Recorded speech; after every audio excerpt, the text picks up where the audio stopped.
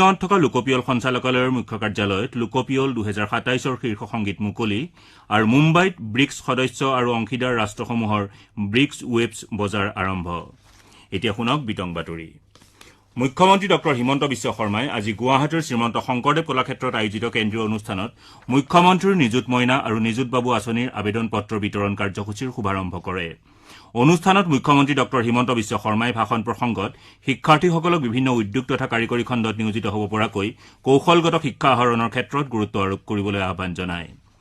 ৰাজ্যৰ বিভিন্ন প্ৰান্তৰ 452খন প্ৰতিষ্ঠানত এই আবেদন পত্ৰ বিতৰণ কৰা হয়। শিক্ষা গ্ৰহণৰ বিত্তীয় বাধা দূৰ কৰাৰ উদ্দেশ্যে প্ৰৱৰ্তন কৰা এই আঁচনিৰ অধীনত একাদশ দ্বাদশ তথা পলিটেকনিকৰ ডিপ্ল'মা পাঠ্যক্ৰমৰ প্ৰথম আৰু দ্বিতীয় বৰ্ষৰ শিক্ষাৰ্থীসকলক প্ৰতিমাহে 800 টকাকৈ, স্নাতক পৰ্যায় সংহত শিক্ষক শিকন কাৰ্যসূচী তথা পলিটেকনিকৰ তৃতীয় বৰ্ষৰ শিক্ষাৰ্থীসকলক 1250 টকাকৈ আৰু স্নাতকোত্তৰ তথা বিএড পাঠ্যক্ৰমৰ ছাত্ৰ ছাত্ৰীসকলক মাহে 2500 টকাকৈ প্ৰদান কৰা হ'ব।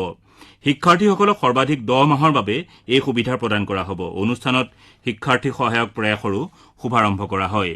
এই আঁচনিৰ অধীনত উচ্চতৰ মাধ্যমিকৰ শিক্ষাৰ্থীসকলক অধ্যয়ন সামগ্ৰী ক্ৰয় কৰাৰ বাবে 1000, স্নাতক পৰ্যায়ৰ শিক্ষাৰ্থীসকলক 3000 আৰু স্নাতকোত্তৰ পৰ্যায়ৰ ছাত্ৰ ছাত্ৰীসকলক 5000 টকা প্ৰদান কৰা হ'ব।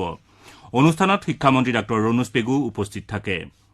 আজিৰ অনুষ্ঠানতে সাম্প্ৰতিক বানত বেয়াকৈ ক্ষতিগ্ৰস্ত শিৱসাগৰ, চৰাইদেউ, যোৰহাট আৰু গোলাঘাট জিলাৰ 793খন বিদ্যালয়লৈ প্ৰত্যক্ষ লাভ হস্তান্তৰ প্ৰক্ৰিয়াৰে আৰ্থিক সাহায্য প্ৰদান কৰা হয়।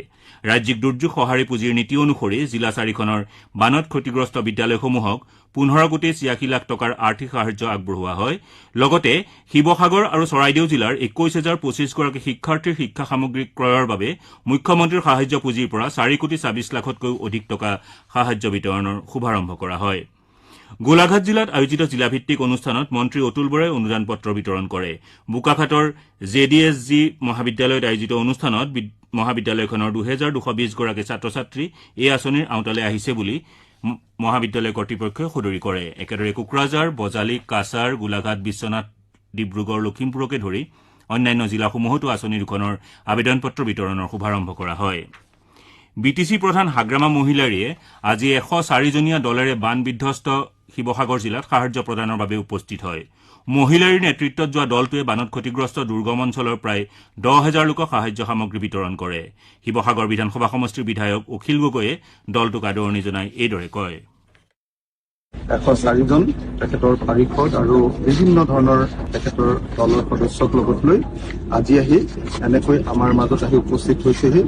মই বিধায়ক হিচাপে শিৱসাগৰৰ তেখেতক ইয়াত ৱেলকাম জনাইছো আৰু BTCৰ মুৰব্বীজনে শিৱসাগৰত আহি এনেকৈ সহানুভূতি প্ৰদৰ্শন কৰাটো আৰু এনেকৈ মানে গোটেই ৰাইজৰ মাজলৈ যাবলৈ প্ৰথম মন্দিয়া ভেটা যাব, তাৰপিছত বানমুখ যাব আৰু তাৰপিছত শিৱসাগৰ টাউনৰ মানুহখিনি বহুত বানপানী হৈছে, তেওঁলোককো তেখেতে সম্বোধন কৰিব।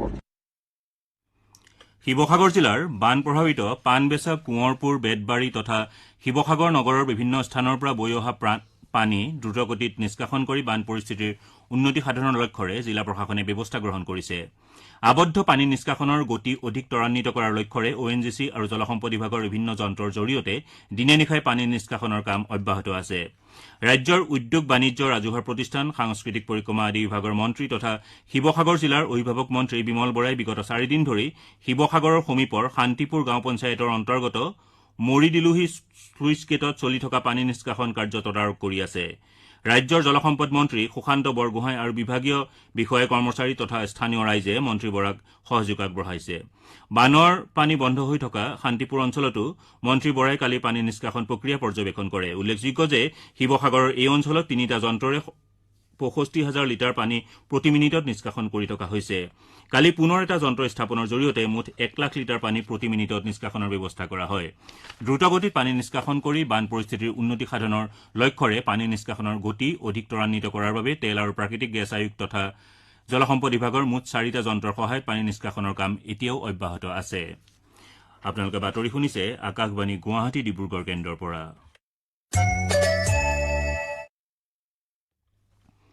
বিগত 2-3 দিন ধৰি ৰাজ্যৰ কেইবাখনো জিলাত হোৱা ধাৰাসাৰ বৰষুণৰ ফলত বান প্ৰভাৱিত জিলাৰ সংখ্যা পুনৰ 14লৈ বৃদ্ধি হৈছে।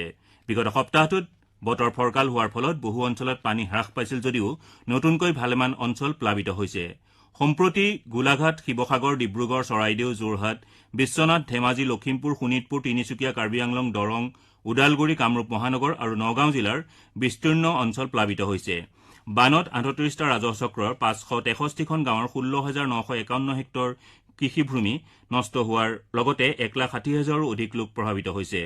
কালি পুনৰ ৬টা মৃতদেহ উদ্ধাৰ হোৱাৰ ফলত এইবাৰৰ বানত প্ৰাণ হেৰুওৱা লোকৰ সংখ্যা ৯৫লৈ বৃদ্ধি পাইছে। ইপিনে চুবুৰীয়া ৰাষ্ট্ৰ ভূটানে কুৰিচু বান্ধৰ অতিৰিক্ত জলৰাশি এৰি দিয়াৰ ফলত নামনি অসমৰ কেইবাখনো নৈৰ জলপৃষ্ঠ বৃদ্ধি হৈছে। ইয়াৰ ফলত বাক্সা, বৰপেটা, বঙাইগাঁও, বজালী আৰু চিৰাং জিলাত বানৰ আশংকা প্ৰকট হৈছে। প্ৰশাসনে জিলাসমূহত সতৰ্কতা জাৰি কৰিছে আৰু নৈপৰীয়া জনসাধাৰণক সজাগ হৈ থাকিবলৈ আহ্বান জনাইছে। লোকপিয়ল সঞ্চালকালয় আমিনগাঁৱৰ মুখ্য কাৰ্যালয়ত আজি লোকপিয়ল ২০২৭ৰ শীৰ্ষ সংগীত আনুষ্ঠানিকভাৱে মুকলি কৰা হয়। কোকৰাঝাৰৰ জিলা আয়ুক্ত পংকজ চক্ৰৱৰ্তী ৰচিত গীতটো জুবিন গাৰ্গৰ কণ্ঠত বাণীবদ্ধ কৰা হৈছিল। লোকপিয়ল ২০২৭ অভিযানৰ অসমৰ সঞ্চালক বিশ্বজিৎ পেগু আৰু জুবিন গাৰ্গৰ পত্নী গৰিমা গাৰ্গে আজি গীতটি মুকলি কৰে। সভাত সঞ্চালক বিশ্বজিৎ পেগুৱে জুবিন গাৰ্গৰ এই গীতটোৱে লোকপিয়ল সন্দৰ্ভত জনসাধাৰণক সজাগ কৰিব বুলি আশা প্ৰকাশ কৰে।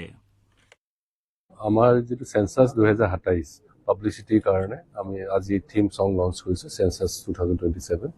এই গীতটো আমাৰ শ্ৰদ্ধাৰ আমাৰ জুবিন দাই গোৱা গান হয় আৰু ইয়াৰ যিটো লিৰিক্স পংকজ চক্ৰৱৰ্তী ডাঙৰীয়া আমাৰ DC কোকৰাঝাৰ তেখেতে লিখিছিলে আৰু আজি আমি আমাৰ গৰিমা বাৰ সৈতে আমি এই গীতটি আজি শুভ উন্মোচন কৰিছো। আশা কৰিছো যে এই গীতটো আমাৰ ৰাইজৰ মাজত খুব পপুলাৰ হ'ব আৰু উদ্দেশ্য যিটো সেন্সাস আমাৰ যাতে খুব সফলভাৱে হয় বা একুৰেট সেন্সাস যাতে হয় তাৰ কাৰণে মই আপোনালোকৰ জৰিয়তে এটা আহ্বান জনাম।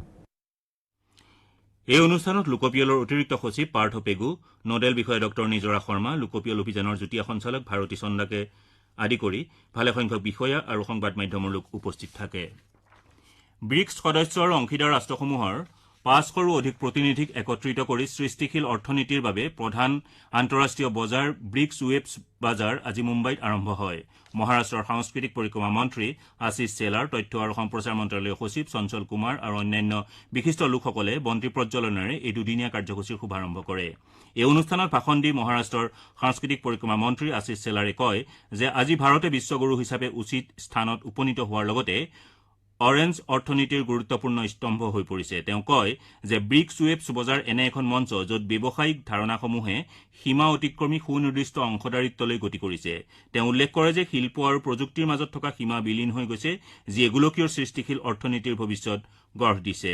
তেওঁ ঔদ্যোগিক নেতাসকলক সৃষ্টিশীল যুৱকসকলক উৎসাহিত কৰাৰ লগতে তেওঁলোকৰ প্ৰতিভাসমূহক প্ৰদৰ্শনৰ বাবে এখন মঞ্চ প্ৰদান কৰিবলৈ আহ্বান জনাইছে। জনসমাৱেশক সম্বোধন কৰি তথ্য আৰু সম্প্ৰচাৰ মন্ত্ৰালয়ৰ সচিব চঞ্চল কুমাৰে কয় যে এই ব্ৰিক্স ৱেব বজাৰ ২০খন অংশীদাৰী দেশৰ ৫০০তকৈও অধিক প্ৰতিনিধি আৰু ৮০খনতকৈও অধিক কিউৰেটেড বৈঠকৰ সাক্ষী হৈ ৰ'ব। দুদিনীয়া এই অনুষ্ঠানত একাধিক আলোচনা উপস্থাপন আদি অনুষ্ঠিত কৰা হয়। ৰাজ্যপাল লক্ষ্মণ প্ৰসাদ আচাৰ্যই আজি লোকসদনৰ সভাকক্ষত অনুষ্ঠিত শপত গ্ৰহণ অনুষ্ঠানত ভাৰতভূষণ দেৱচৌধুৰীক ৰাজ্যৰ মুখ্য তথ্য আয়ুক্ত হিচাপে শপত গ্ৰহণ কৰোৱায়। ভাৰতভূষণ দেৱচৌধুৰীক ৰাজ্যৰ মুখ্য তথ্য আয়ুক্ত হিচাপে শপত গ্ৰহণ কাৰ্যসূচীৰ শুভাৰম্ভ কৰিবলৈ ৰাজ্য চৰকাৰে মুখ্য সচিব ডঃ ৰবি কুটাই ৰাজ্যপালৰ অনুমোদন বিচাৰে। এটা বাতৰি শেষ কৰাৰ আগতে প্ৰধান বাতৰিসমূহ আকৌ এবাৰ পঢ়ি দিছো। ৰাজ্যৰ শিক্ষাৰ্থী সমাজক উদ্যোগ তথা কাৰিকৰী খণ্ডত নিয়োজিত হ'ব পৰাকৈ কৌশলগত শিক্ষা আহৰণৰ বাবে মুখ্যমন্ত্ৰীৰ আহ্বান। বান ক্ষতিগ্ৰস্ত জিলাসমূহৰ বিদ্যালয়লৈ প্ৰত্যক্ষ লাভ হস্তান্তৰ প্ৰক্ৰিয়াৰে আৰ্থিক সাহায্য প্ৰদান। আমিনগাঁৱত থকা লোকপিয়ল সঞ্চালকালয়ৰ মুখ্য কাৰ্যালয়ত লোকপিয়ল ২০২৭ৰ শীৰ্ষ সংগীত মুকলি আৰু মুম্বাইত ব্ৰিক্স সদস্য আৰু অংশীদাৰ ৰাষ্ট্ৰসমূহৰ ব্ৰিক্স ৱেবছ বজাৰ আৰম্ভ। এতিয়াৰ বাতৰি ইমানতে অন্ত পৰিল। পৰৱৰ্তী বাতৰি বুলেটিন ৬:৪৫